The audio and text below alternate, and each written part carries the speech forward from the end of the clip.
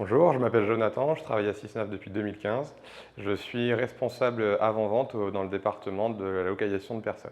Le métier de responsable avant-vente chez Sysnave, ça consiste dans un premier temps à être vraiment la porte d'entrée de Sysnave vers les extérieurs.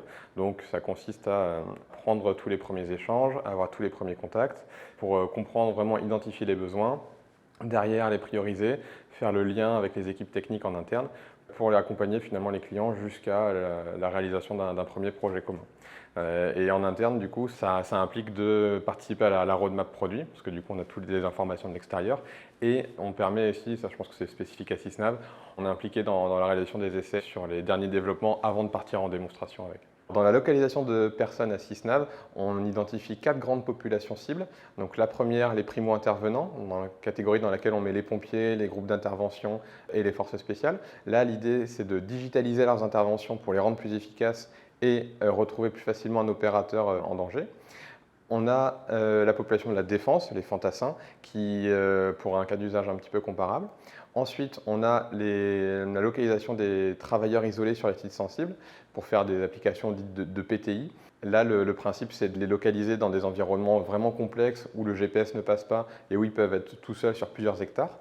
Et on a également des applications Industrie 4.0, donc principalement optimisation de la maintenance pour retrouver des points d'intérêt plus rapidement, et une application d'optimisation de process qui permet de faire en quelque sorte des photos de productivité sur des ateliers industriels. Travailler à Sysnave m'apporte plusieurs choses. D'abord un apprentissage permanent, autant en interne avec les échanges techniques avec le staff et en externe avec la variété des personnes avec qui on peut être amené à échanger. On peut discuter avec des commandants des pompiers, avec des gens des forces spéciales, avec des responsables de sites Céveso.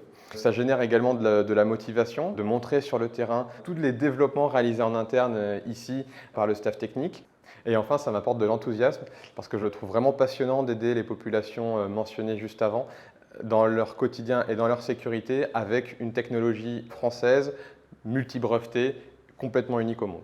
À la fin de mes études, je cherchais à travailler dans une entreprise vraiment innovante avec un produit qui était vraiment unique. Donc à Sysnave, j'ai trouvé ça. Et ensuite, l'aventure entrepreneuriale. Quand je suis arrivé en 2015, on était une vingtaine. Là, cet été, on a eu un pic à 90. Donc ça implique des nouveaux recrutements, des nouvelles compétences, une nouvelle organisation. Et ça, c'est vraiment sympa à vivre en interne.